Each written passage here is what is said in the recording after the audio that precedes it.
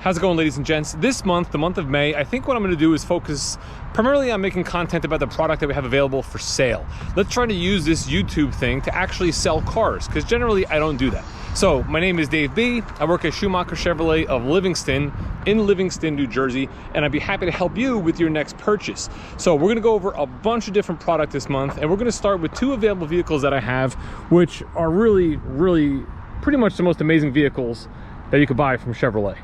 That's right, we currently have two available Corvettes on the ground ready for sale. Now this is rare for us because since 2020 when the C8 came out, pretty much every one of them, other than maybe like one or two, were sold factory orders. So it's very odd that we have two Corvettes available on the lot for sale. Now if you're looking at a new Corvette, the first thing you're gonna have to decide is, do you want a convertible or do you want a coupe? And I'm just gonna give you my personal opinion here on what I think. I always felt I would definitely want the convertible because of storage space. So we all know that they have the the storage area up in the front here.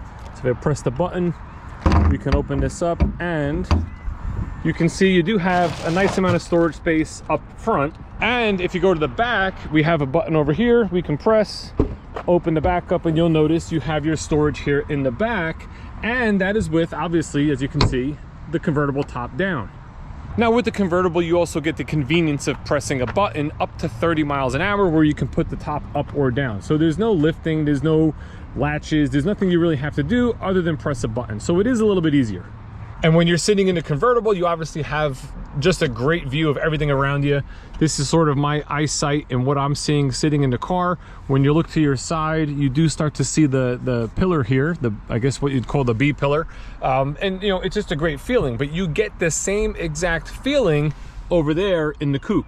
As you can see here, when you're sitting in the coupe and the top is removed, it gives you the same look as the convertible. That's eyesight, kind of gives you the same type of feel.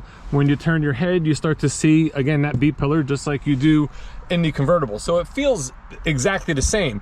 Now, the difference is obviously you have to remove the top. So you have your two latches up front, you have your one latch in the back that's on that top. You then have to lift that top out and stow it away in the back. Now, obviously, when you stow the top away in the back of the car, you are losing your space. You don't have storage space in here. However, you get the novelty of seeing that rear mounted engine. You just don't get that in a convertible. Now I understand they do have the engine appearance package that you can get, which gives that little plexi window where you can see the engine a little bit, but you have to leave the top portion up. Like, it just looks goofy. You see what I mean with the convertible? You have to have like the top half up, this portion up, just so you can kind of get a glimpse of that engine with that engine appearance package, which we did add to this vehicle.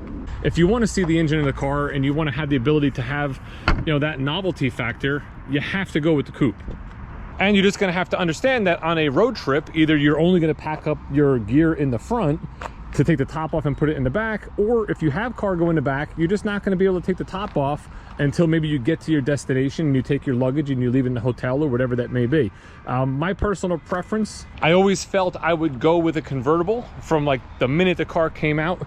But the more I look at it now and the more I've just looked at these cars over the years and the ones being built, personally me, I would definitely go with the coupe. And you're saving a bunch of money going with the coupe as well. On average, that convertible is going to start about $7,000 more than a comparably equipped coupe. But now let's take a look at each one of these cars. Let's see what they have as far as options and how much they are as far as the MSRP. Starting with the first one here, the convertible. This is a 2024. It's a 2LT. It is a Z51 package. It's in Arctic white, and it has the sky cool gray interior, and we did the two-tone seat override. So you can see you have like the sky cool gray on the outside portions of the seat, and then you have the black on the inside. It's a 2LT, so you also pick up some of that sky cool gray on the door panels and your dashboard. To me, I think it looks fantastic. I think it's a really nice fit, especially again when you put it on the Arctic white exterior.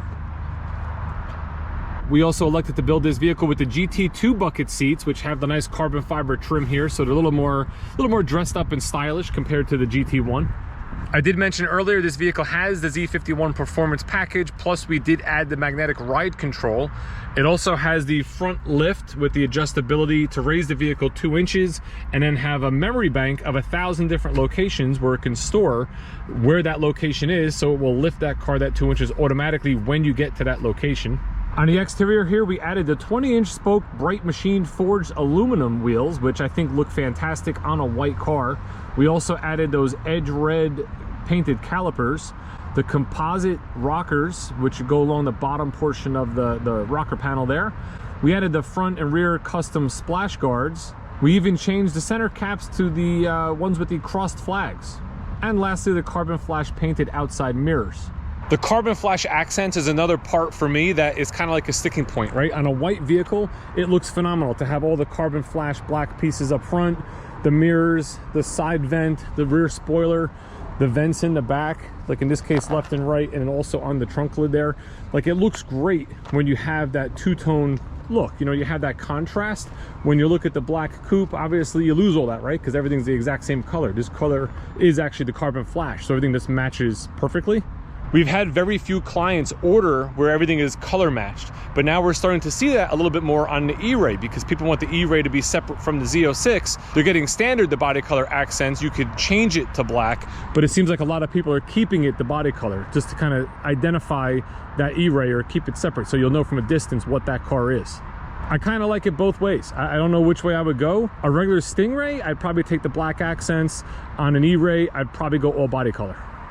Total MSRP of this particular Corvette convertible, $102,195.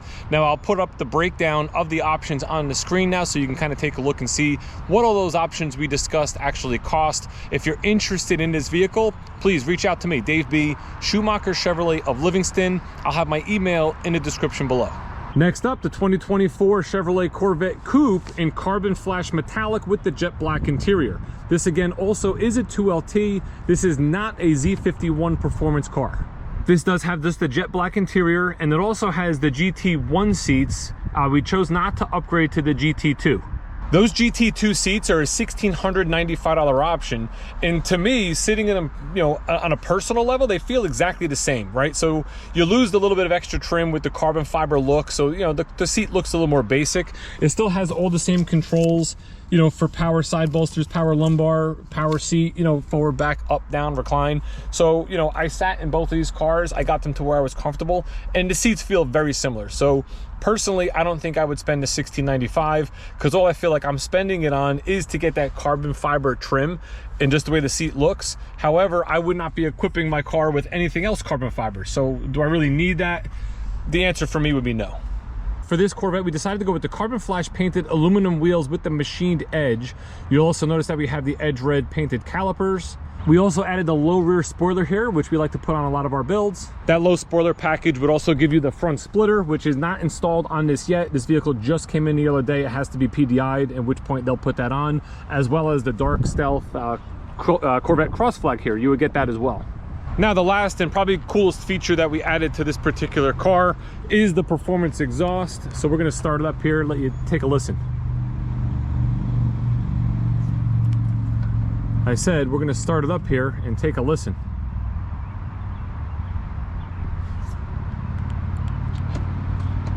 Let's try this third time. There we go.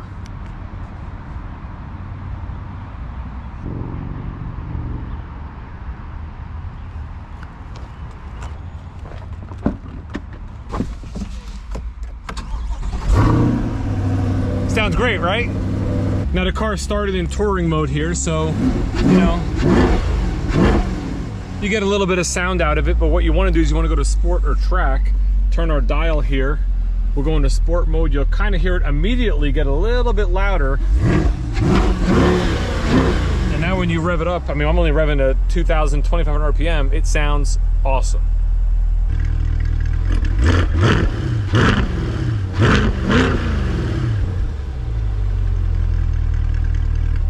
So that pretty much concludes our little tour of our two vehicles that are currently available, the Corvette convertible and the Corvette coupe here. This Corvette coupe, I'll do the same thing. I'll put the options up on the screen. Total MSRP $80,700.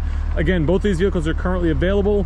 If you're interested, please just shoot me an email. I'll have it in the description below. And there is one thing, there's only one thing, that if you want to buy the car here from me, we don't get involved in shipping vehicles, and we also do not get involved in like FedEx signing, DocuSign, things like that. So the one caveat for buying a car here from me is you have to physically be here to sign for the vehicle and make your purchase. But if you fly in, you want to drive home or something like that, we can help you arrange all that sort of stuff and get you set up.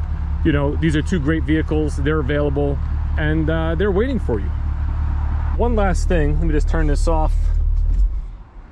Please excuse the pollen on this, the black car just came in here. This one just came in, it hasn't gone through PDI. It would have to get detailed. The white one, obviously nice and clean. It's been in the garage up over there. So, you know, once we get these cars cleaned, we'll get them inside and keep them protected for you until you buy it, drive it home, and put it in your driveway.